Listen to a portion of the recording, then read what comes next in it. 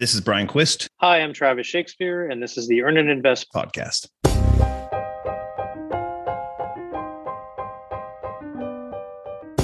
I've mentioned a few times on this podcast that I stumbled upon a documentary before entering medical school that really touched me. It was called The Making of a Doctor, and it was playing on PBS at the time. I remember watching the show and actually weeping at points. The trials and tribulations of the doctors in training seemed so real to me, and I felt like going forward, I knew what I'd be getting myself into when I started medical school. You know what I didn't think about, though, while watching the film? The enormous impact that making this documentary must have played on the dozens of people involved in telling this story. The writers, producers, camera people, makeup artists, etc.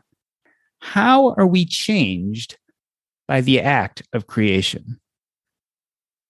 Travis Shakespeare has a decades-long history of bringing incredible, unsung, everyday heroes to life in television and film. He is a former SVP of unscripted programming at BBC Studio and the director and executive producer of Playing with Fire, the documentary. And Brian Quist is a film director specializing in multi-platform storytelling, commercials, and branded video content. He has a long list of clients, including Masterclass, Vogue, MTV, and Vanity Fair. He also produced and directed the popular Firestarter video series for MarketWatch. Travis and Brian, welcome to Earn and Invest. Travis, I want to start with you. What comes first, the chicken or the egg? Do you get involved in a project because a subject interests you, or do you start a project and then get interested in the subject matter? Hey, Doc. Thanks for having me back. I think that both happen. I mean, in my TV career, it's been the case that people have brought content to me, and then I've also created content. With Playing with Fire, that was something that was gestating in my own life and that I decided to try to work toward as a documentary. Are there subjects, Travis, that have been brought to you, let's say, for instance, in your TV career, that you developed a profound interest in afterwards? Probably I would have to say Alaska. That state kind of put its claws into me about 14 years ago. And I wasn't necessarily looking to go there. Somebody had hired me to supervise a TV show called Ice Road Truckers, which was about, the trucking industry over very dangerous roads. And I ended up going to Alaska for the winter in Fairbanks. I landed and it was negative 33 degrees. And I was not properly dressed, and I immediately went into pre-hypothermia. Spent a long, cold, weird winter there. I didn't think I would go back, and then they hired me again for the next season. So I went back again, and then from that point forward, I just kept going back. And I was just there actually a week ago doing my last run for Life Below Zero. I really realized that I've totally fallen in love with that state and the people there, the individuals that seek out a life of freedom, or who are running from something, or who are running to something, are endlessly fascinating. And that, along with just the sheer beauty of the landscape, has completely changed my life. Brian, I'm interested in this idea of experiencing the world behind the lens of a camera. Tell us a little bit about your childhood and growing up filming things. How did the camera help you relate to the world? Well, thanks again for having me as well. I think it's one of those weird things when I remember when my dad brought a camera home from work when I was maybe 8 or 9, and you just sort of take to it naturally. It's kind of, I don't know, weird way I relate it to young people in technology today who take to it so much more naturally than even some of us who now are sort of seeming ancient. But it just felt natural to investigate the world through it. And I wasn't an awkward kid in any way, but it felt like, I mean, we would go on these family vacations and all I would do was film. I think I was interested in seeing what the world looked like through this other particular medium. And it made me maybe more excited about the world. I remember going to Mexico with my mom when I was young and traveling around these sort of ruins and archaeological digs. And I probably would have been interested in it if I didn't have the camera, but something about having the camera made it more interesting. The ability to sort of record and capture and maybe eventually, as I ended up doing, share what I saw in some way. So it just, it came very intuitively. It was like when the camera showed up, it was, I don't want to say it was a part of me that's a little too played out, but like it just happened very naturally. Travis, did you have similar experiences in childhood? I think for me, I was trying to understand who I was. And there's something that is, inherently an observer in me. I think in many ways I felt like an outcast as a kid growing up. And so I sat back watching the broader world, trying to understand where I fit in. And that, coupled with a really strong spirit of exploration, is probably what propelled me to go out as a broad observer into the world. Travis, do you remember the first moment picking up a camera or deciding, hey, maybe I should go into film or be a producer of some sort? It wasn't a camera per se. I mean, my dad did give me a Super 8 camera that I would make movies with, as a kid. I mean, they weren't really movies, but, film clips, let's say. But what really sparked me, well, there were two things. One was, okay, I didn't know what documentaries were as a kid. I grew up in like semi-rural Colorado and in the 70s, and there weren't really documentaries per se, like in popular culture to be consumed. One person asked me what I wanted to do when I grew up, and I said, I'm either going to be an astronaut or a documentary filmmaker. And I didn't even know what that meant. I don't know where that got in my brain, but it seems to have come true somehow. But I think the thing that really made me understand that I would probably become a craftsperson was that I would go to the movies with my dad. My dad loved action films. And just as a kid, I would start ripping apart the movie. And I wasn't able, like, I know that I am really in the hands of a careful filmmaker when my critical mind shuts off and I'm not ripping the movie apart. The second that my mind starts seeing a flaw in the craftsmanship, an entire process just unloads in my head that's not pleasant for anybody to be around, let alone my dad. And we would walk out of the theater and he'd be like, that was a pretty cool movie, right? And I'd be like, well, there were a lot of issues because, they didn't do this and the sound design and I don't know, blah, blah, blah. And I would just rip it apart. And he would say to me, I don't know how you're ever going to be able to enjoy watching movies if you come to it with this kind of attitude, but the rest is history. Brian, we're going to talk in a moment about how you both got involved in financial media specifically, but I feel like there's an undergirding message here about storytelling. Talk about the importance of storytelling in media culture today. I mean, I think it's as important as ever. When media now is consumed, especially video media, so prolifically, I think that the craft of storytelling is sort of like the piece. I don't want to say the piece that's missing, because I don't actually think that these small short videos or TikTok and these kinds of things are lacking storytelling necessarily. But I do think that what's going to make one person or one piece of content stand out versus the other is going to be the ability of the creator to tell a story, even if it's in 15 seconds on TikTok. And I continue to believe that this is just an ancient form of communication. And this is how we've been doing it for forever. And I think it will continue to be the most relevant way that we find a way to connect as humans. So I can say for myself, in my trajectory, I had been making films, in my teenage years, and then, attempting to make them professionally in my early 20s. And I had a very clear break in my early 20s when I realized I would probably make movies for the rest of my life, but I didn't know if I would be very good at it. And I changed my attitude around film school, which was originally, I was one of these like, you don't need film school, you just go make movies, which is a philosophy that a lot of people espouse. And I actually think is the mostly correct way. But for me, I knew that there was a deficit in my knowledge of storytelling. And I took the dive and I ended up going to Columbia University to study directing and writing.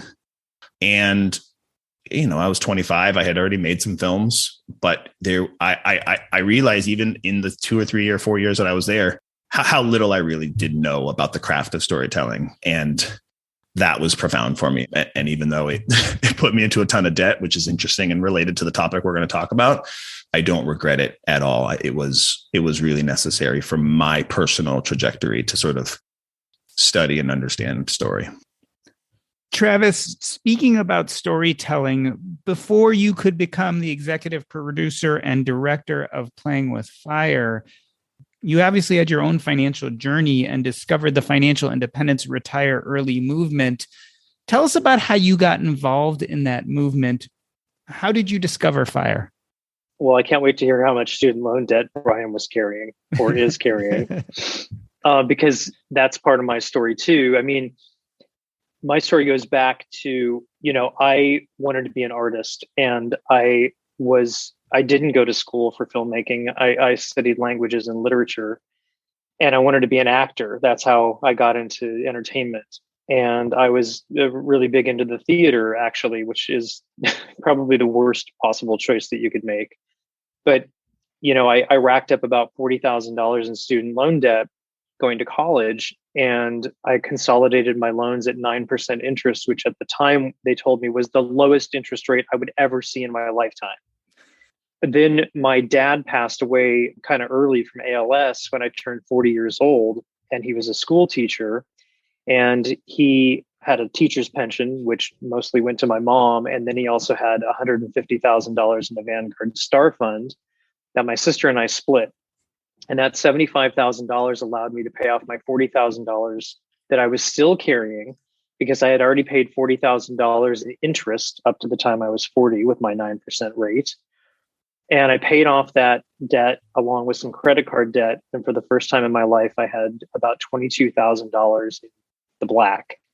And I panicked because I was completely financially illiterate and I had no idea what to do with the money other than I need to be investing.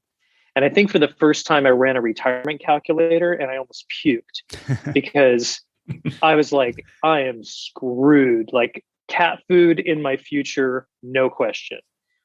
And so I started, just trying to teach myself. And I started, I had a job actually, and even though I was that much in debt, I had started working in reality TV, and I managed to save up $5,000. And I went to a physical branch of Charles Schwab, and I asked to see an investment advisor, and they brought me back, and I said, I've got $5,000 to invest. And he literally turned me away and he said, come back when you've got 50. And I was like, wow, I'm so poor that the investment people won't even take my measly $5,000. And I realized that I was in real trouble. Long story short, I started studying, and shortly thereafter, I would say about 2 or 3 years after that, Mr. Money Mustache and J.L. Collins started publishing, and I came across their blogs, and that set me on a new path. Brian, I mean, you mentioned your student loan debt. Talk to us about your financial trajectory, and did it eventually affect the type of projects you got interested in professionally? Without a doubt, it affected it. I went to grad school to study directing and filmmaking, and the goal to come out of there is to make feature films, narrative feature films. The Columbia program doesn't do documentaries, even though that's what's in my blood. That's what I do today. The goal, the holy grail for me was to make feature films. And to be totally frank, to this day, I still haven't made my first feature. That holds out still as a holy grail. So I graduated in 2010. So we are 11 years later and I still haven't done it. And I think a big part of that is not just the debt, but the fear around money and around security. And I have a number of other fellow students who went on to make movies and do well. And I don't know what distinguishes them. Maybe some of them had family money, and maybe some of them were willing to take that creative risk that I wasn't. But to say that it influenced my career, absolutely. The first thing I did after grad school, I knew the debt actually really motivated me. I immediately went to go start making money. And so in New York, I got work in the fashion industry. Ironically, Condé Nast was magazine business was sort of suffering, but they were putting a lot of energy into video content. And I got hired to shoot, edit, direct fashion videos in New York. And it was a good day rate. And it felt good. I was making money. I graduated from Columbia with $180,000 of student loan debt. So yeah, I was making decent money, and I felt proud of that accomplishment. And fashion wasn't what I planned to do, but It was fun. It was, there was something sort of sexy about it, so to speak. But I made a pretty cool shift at one point where a few years after working in this capacity as a day player, it was a sort of like a day rate, kind of permalance type thing. I saw an opportunity to shift and start my own company, and was able to actually bring some of these magazines on board to my company. There was sort of a loophole in the way that the contract was set up, and these magazines were actually able to hire, outside companies outside of the Condé Nast network. And so that shift really catapulted me. And that was the first time I made substantial money. And with that money, I actually started investing in real estate. I did not pay down my student loans. It was a very conscious choice that I made, not knowing then what now I know now, which was that it was a really smart choice. But it was a conscious choice that I thought maybe I could handle the student loan payments, and that investing and buying houses. I ended up buying houses in my native hometown of Seattle, where I am right now. Actually, this house that I'm sitting in is the first house I bought in 2012. And then I bought another one in 2014, just with like the other scraping of savings I could pull together, and just somehow bought a little small rental property here as well. And those two decisions probably are the best financial decisions I have made, on my financial path. I will say I still have $30,000 of student loan debt. Brian, how did you get involved with the Firestarter project at MarketWatch? Is that something you brought to them, or they brought to you? Nope, they brought it to me. A colleague of mine, Melissa Haggerty, who is sort of runs up a part of their video department, asked me if I wanted to do some profiles on this community. It was 2019. I was in the middle of renovating my third rental property purchase, which I purchased in LA. It was a duplex. I was way in over my head. I was renovating by myself. So it's so interesting with Fire, because I was already doing a lot of these things. I had no idea there was a community of people that talked about it, that had ideas around it, that had formulas on how to do it better, that went out and went camping together. I mean, I had no clue. And I got sent out on assignment to do two profiles. The first one was for Jillian Johnsrud, and the other one was for Bianca Di Valerio. And that was my literally introduction, was showing up in Montana with a camera at Jillian's house at 6 a.m. with 4 kids running around making pancakes and talking about how money plays into building a life you love. And so I kind of skipped over a lot of the tropes of Fire. The tropes, the sort of cliche tropes are tech bros making a lot of money, eating ramen noodles. Sure, I had done a little research, but, I got thrown into working class family, military family, who decided to use these tools to build a life they love. And it had nothing to do with making a ton of money or being privileged. It had to do with being really smart about decisions and being willing to live and play. They bought a $50,000 house in Whitefish, Montana, and it was full of mold. I mean, these are choices, right? So it's important to point out that there are sacrifices along the way. But that was my introduction, and I mean, I was hooked very, very quickly, because in fact, Jordan, it's kind of interesting. I think when we were doing our project with Grant, I was asking him who said this. And I think it was you who said something to the effect that when you talk about Fire, some individuals really blow it off, they really kind of roll their eyes about it and sort of say that's ridiculous or that's unattainable. And I think, I can't remember if it was you or Grant, but somebody said the people that take to this movement are usually the ones who are already seeking answers or seeking some help or some knowledge, or are passionate about these ideas. And again, these ideas aren't about money. These ideas are about thriving. And so I was 100% one of those people. And then I continued to just, thankfully I got to make a number of more profiles. I think I did 9 total profiles for MarketWatch of different individuals.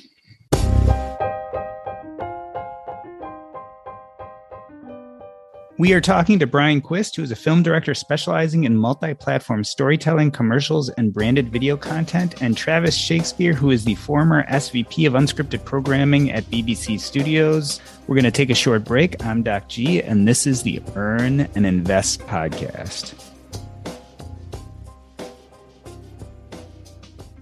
Hey, everybody. I just wanted to remind you that if you're enjoying the Earn and Invest podcast, there are a few other ways in which you can interact with our community. The first is our Facebook group. This is the place where we discuss all our episodes, personal finance, today's headlines. Just go to earnandinvest.com/Facebook. Again, that's earnandinvest.com/Facebook. While you're there, you can also go to earnandinvest.com. That is my website where you can find all of our old episodes, some blog posts, as well as video content. We'd love to see you there. You can join our newsletter.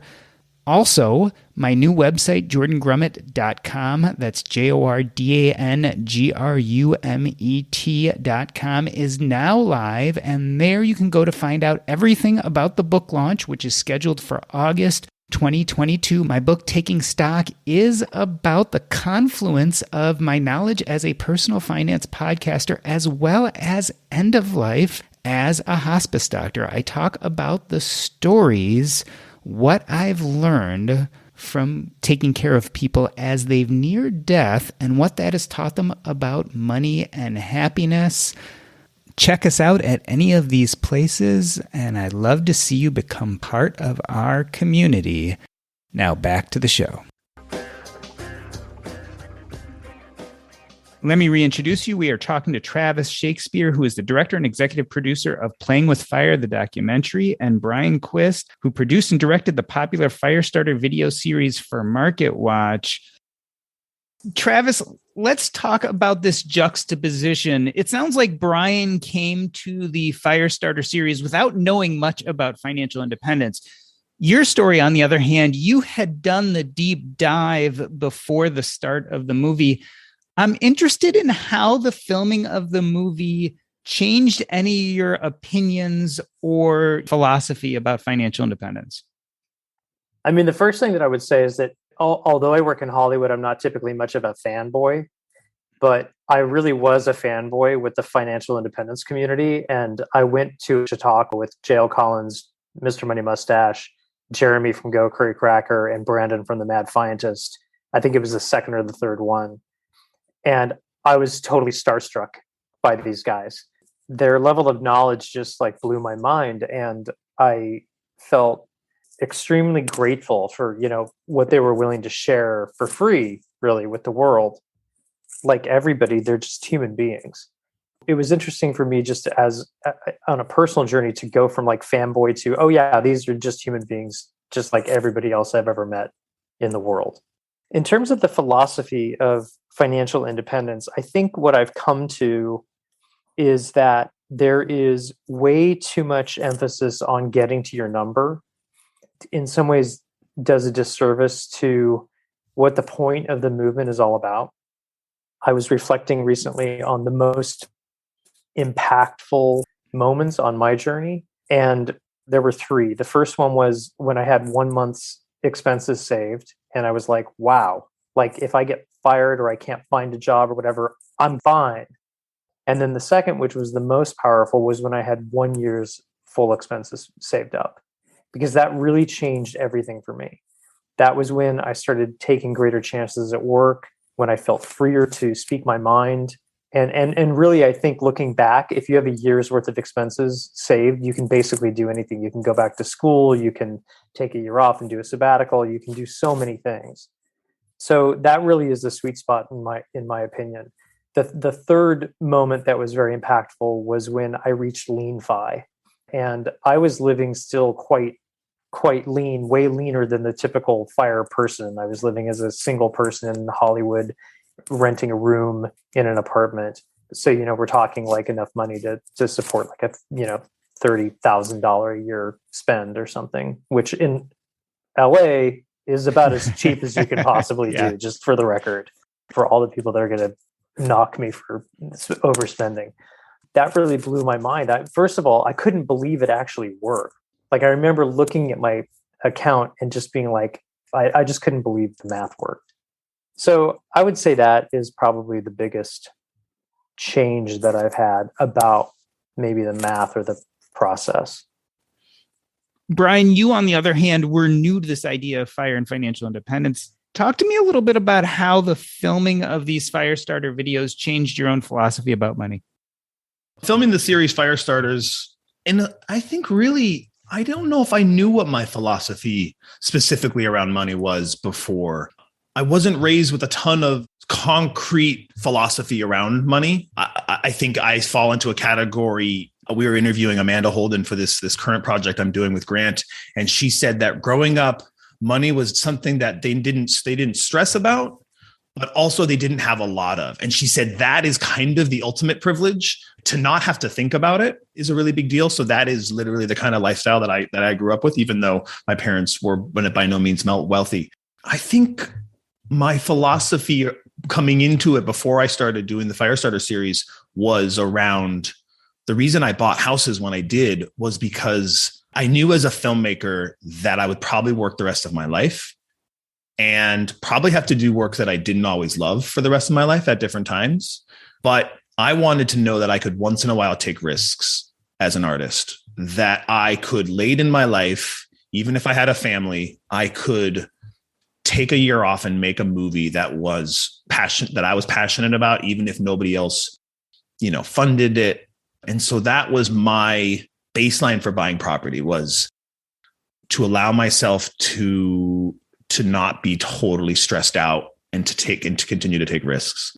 So then when I come across Fire, sort of, after having already purchased a few rental properties, although not really managing them in some really cohesive way, just kind of letting them roll and doing repairs, which I love to do. Fire comes along and has all these sort of ideas and strategies. And I have to say it's only recently that I've really solidified my sense of my plan and my philosophy around money. I have to say, I'm currently doing this financial education course with Grant Sabatier and the Motley Fool.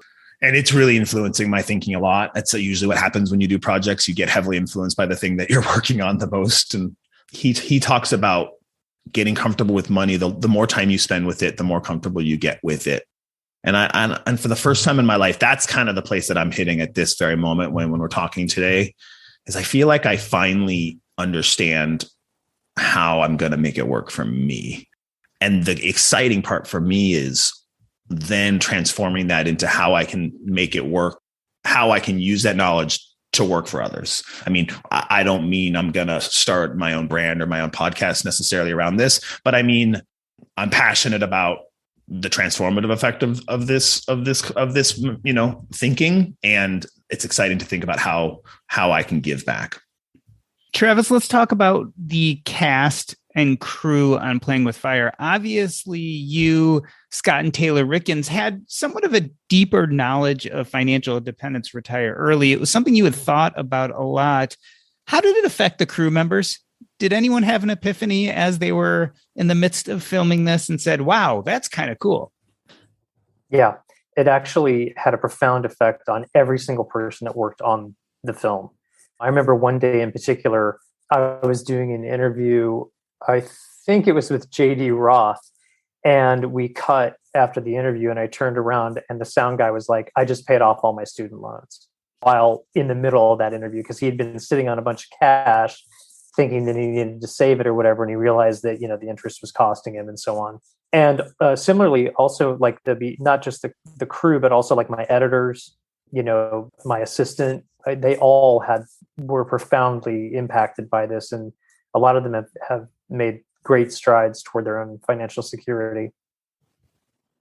I want to jump in on this because we're filming this course right now with Grant, and we are absolutely having a similar experience. Every single person on our most recent crew that we're filming, the AC, the sound person, everybody comes up to Grant afterwards and wants to ask him, his advice on a few things that are happening in their lives. And Travis, we work in this field of freelancers where it is so hard to piece together. I mean, income is so up and down and hit or miss, and everyone is, often a few paychecks away from, really struggling if they're not already really struggling.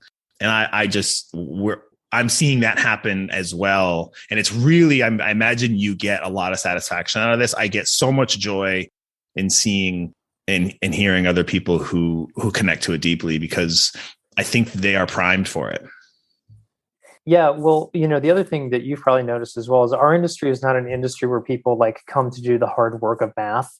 I mean, we are, we're not, we're not like math people really by trade. So most people, including myself, I think, come to the industry thinking that we're going to get rich. Like something's going to happen. Like you're going to make your movie and suddenly you're going to become a multimillionaire and have a house in the hills. And the fact of the matter is that Hollywood is a blue collar industry. It's mainly a craft trade industry. What you see in the press is like, the outliers actually of wealth and whatever.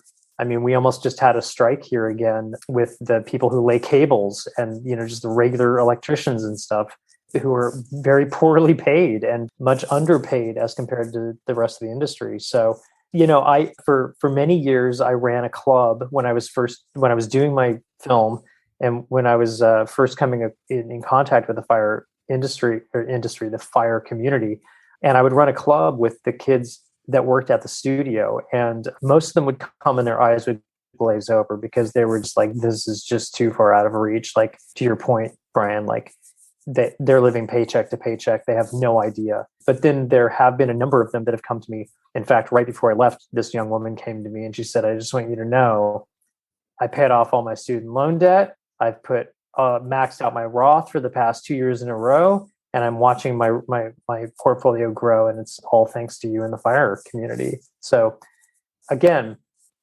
it actually works. To me, I still can't believe that it actually works, but it does. Brian, I mean, you are finishing up on an extremely large project in which you did hours and hours of filming. Do you remember seeing people on set go from that blank look to all of a sudden getting the sparkle in their eye as they put together this idea of, oh, wait, I can actually control some of my financial destiny? Absolutely. I mean, and it's very fresh. We just came off of shooting, 3 weeks ago. So it's very fresh in my memory. But what's interesting about Grant in particular, Grant Sabatier, and some of the things that he's teaching is he's really teaching and talking about entrepreneurship. There's many different aspects to the fire community and to savings and formulas. A lot of Grant's philosophy is around figuring out how to earn more money via entrepreneurship. And he has this saying around saying it's never been easier to live a life you love. Or it's never been easier more importantly, it's never been easier to really get your ideas to the world. We're living in this amazing time when if you have an idea and you want to get it out to the world in some capacity, or even transform the best example is the makeup artist on our shoot, had all these ideas around how she could be more successful or make more money or build her business outside of just being her doing the work. She could hire other individuals and sort of manage a team of makeup artists.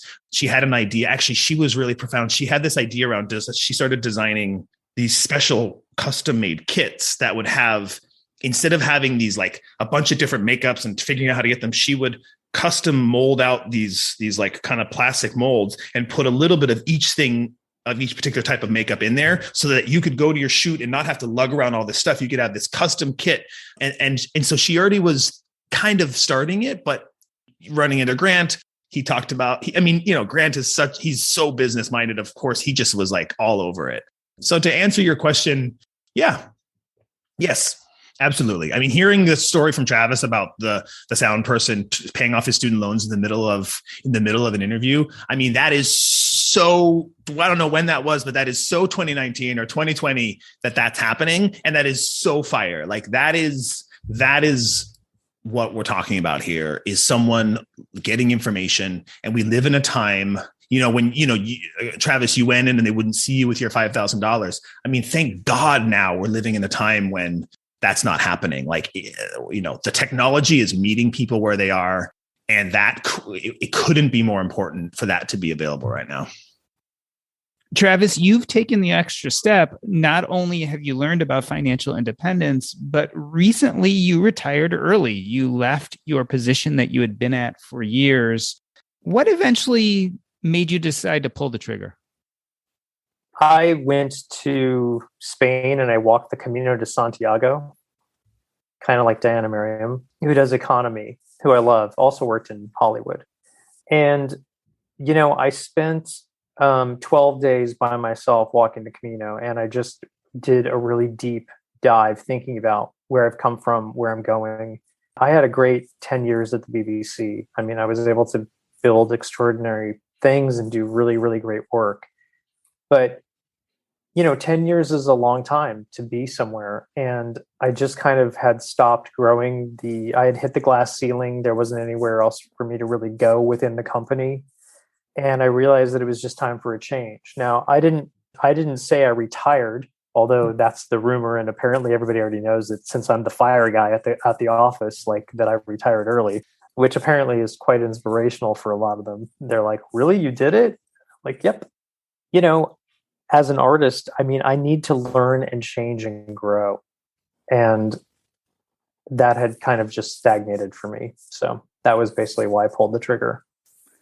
Did you feel that making the Playing with Fire documentary accelerated or changed that decision in any way?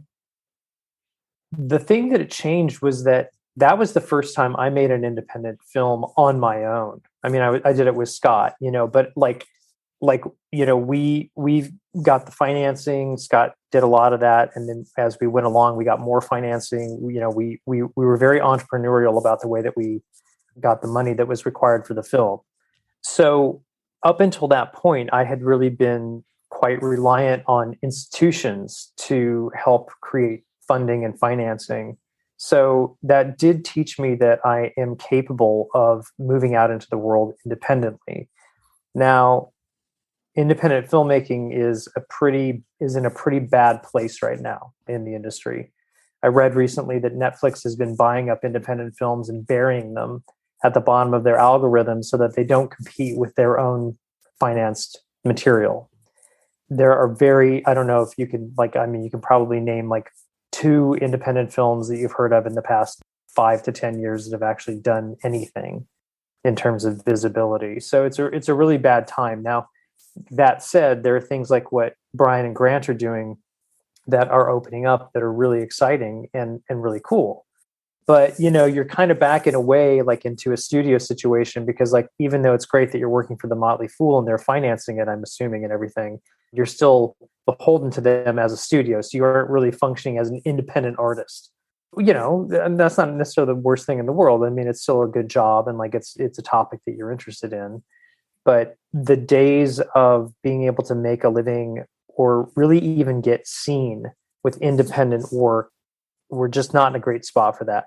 Everything's cyclical, and that'll come back. I'm convinced of it because I'm seeing the way that the avenues are starting to shift. Podcasting's in having its sort of heyday right now with independent work. Writing, novels and book writing also doing really, really well. But the money and the powers that be have really locked up the audiovisual space in a big way, unfortunately. It's funny the way you answer that question. I was thinking, he's going to say that after making the Fire movie, he decided that he wanted to walk the walk and talk the talk, and that it was time for him to leave because he was financially independent. But how you answered it is, no, I learned some of the technical skills and some of the, I found that I could crowdfund and learn how to, collect the money necessary for independent filming. So I find that funny just as a podcaster, because sometimes you don't get the answers you're expecting. Brian, tell me about the RE part. So you obviously have learned a lot about financial independence. Have you ever considered getting to the point where you could retire? I have zero interest in retiring, in the sense that I'm so lucky already to mostly, of course, here we are. I said earlier, I still haven't made my feature film, although it is in the works. In fact, when Grant contacted me this September, I had planned to spend the entire fall, winter at a cabin that I own with my family and work on a screenplay. That was my plan.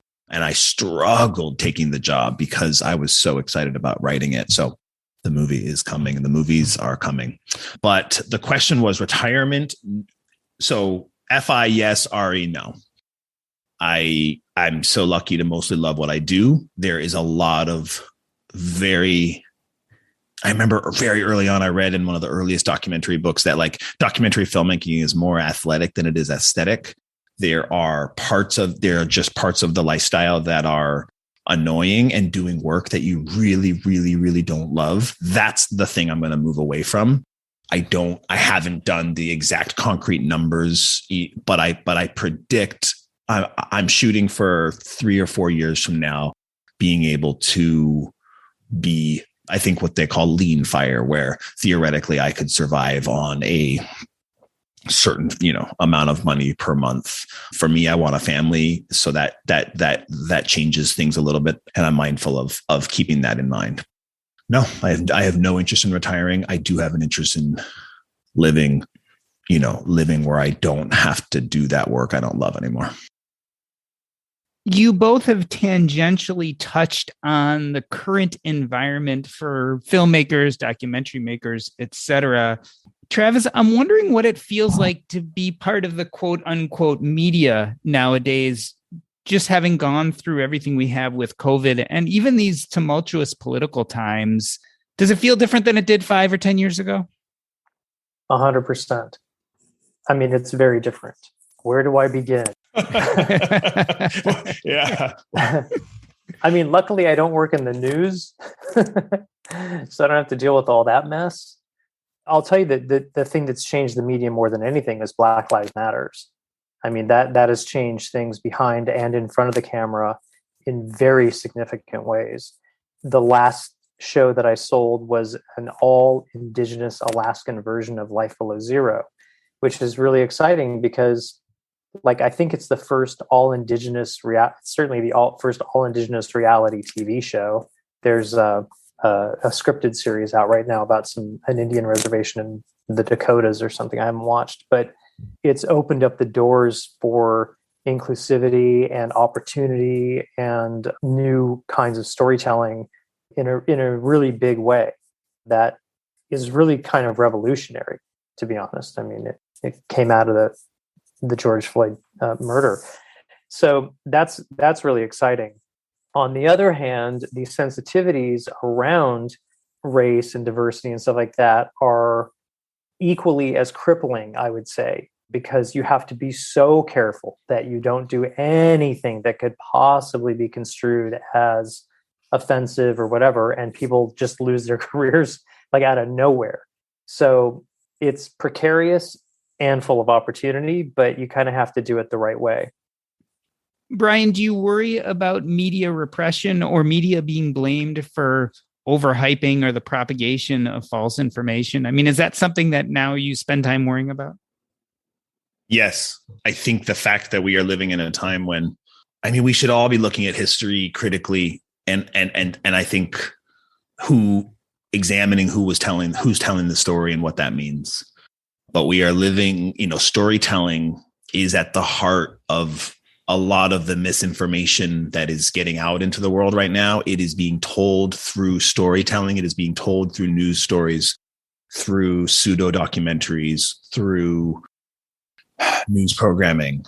As far as worrying me in particular, I don't know. It feels really big and really daunting. I don't know what the solution is. For me, I think it's around continuing to tell this, kind of what Travis said, tell the stories that matter. As a white male filmmaker, making sure that I both continue to do and tell the stories that I'm passionate about, but continue to also listen and try to assist in just reorienting, who gets to tell stories about this time and about even the past, and aiding in revisiting that history and that telling as much as I can, while still honoring the fact that I have my own experiences and I don't want me being white and male to mean that I don't also tell the stories and my struggles by any means. And I don't feel like I'm being told to do that. The main difference is just stop talking as much and listen more. And that feels totally natural and fine to me. Also, just there's all these stories that we just haven't had a chance to hear yet. And it's so refreshing and rewarding to hear about them. It makes our lives richer in that diversity of perspectives. Brian, do you think that there are special considerations when it comes to financial media surrounding these type of issues?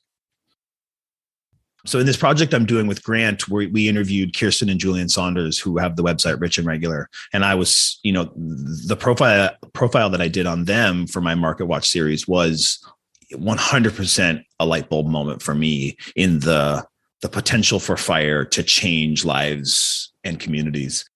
I think Kirsten was someone who said that when we talk about fire, the tools are the same, but she said that the terrain is very different, whether you are a white person or a person of color or an indigenous person or someone coming from a different experience. And she said that she thinks that one of the big failures of financial, well, let's specifically the fire community, but if we broaden out to talk about financial media, is its inability to communicate that nuance that yes, the numbers might be the same, 25% rule, 7%, return rate, these kinds of things might be the same, but to somehow be able to communicate and understand and appreciate that two different people living even next to each other in the same community, the terrain for them to get there and accomplish that is very different.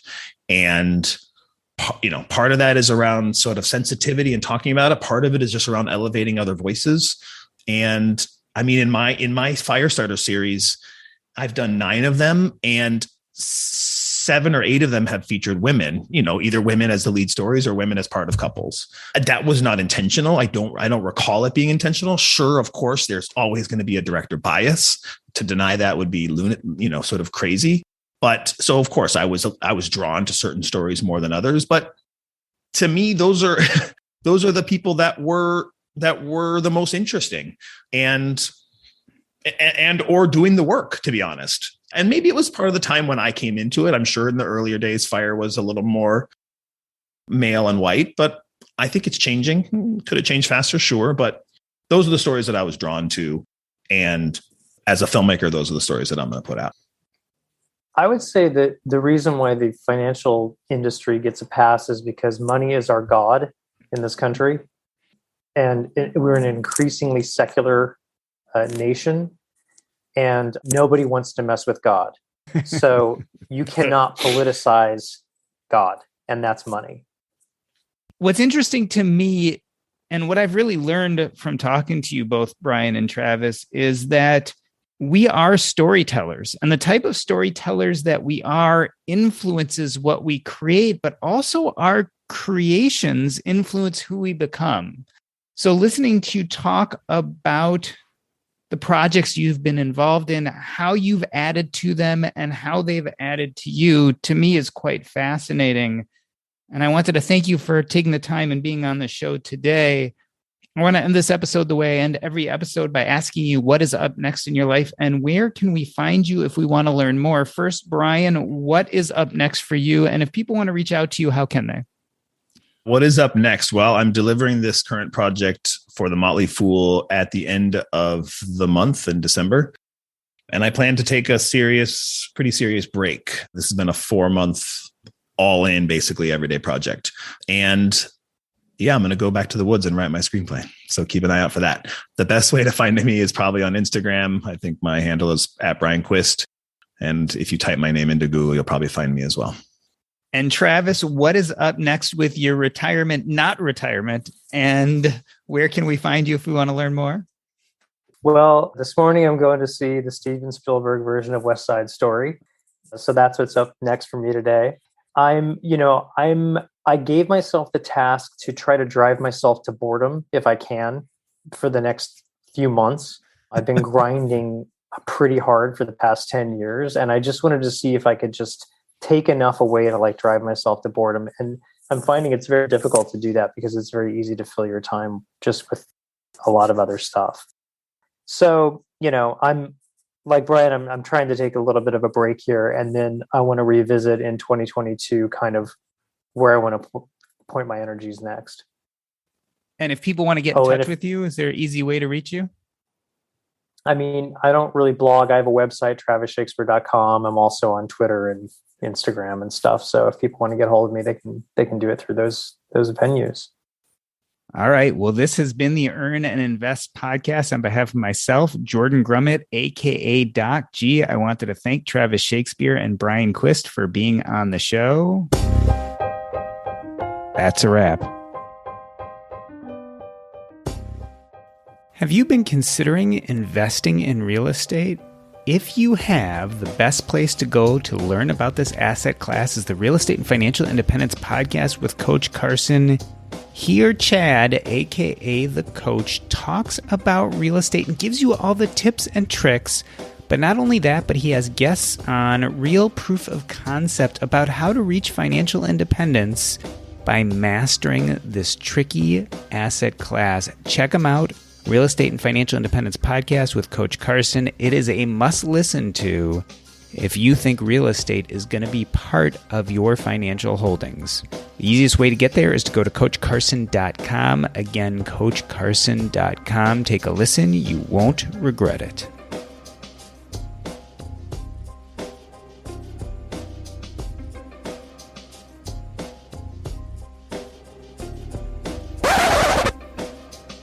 Wow. I can't think of a better way to end this episode.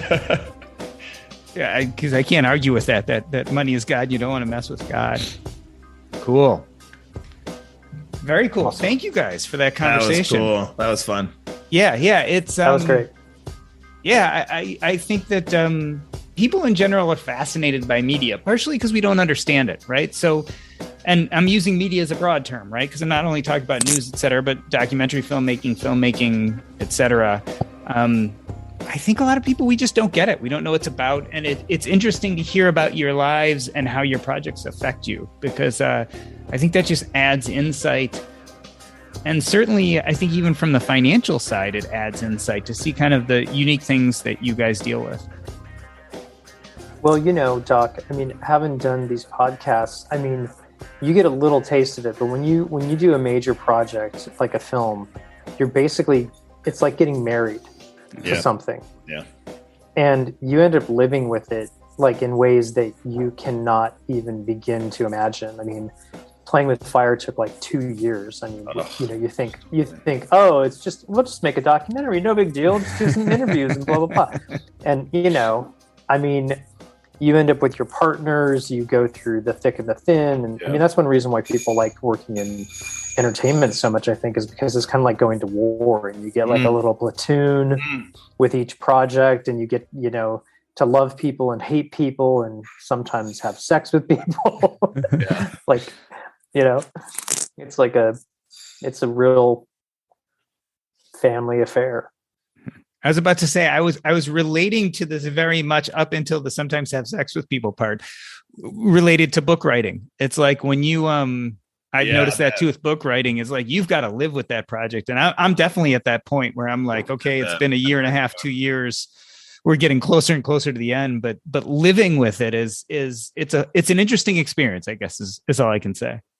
Well, listen, pre-COVID, there was, I'm sure, more than one author who had sex with his publisher or her publisher. yes. In the past. So there's still hope for you.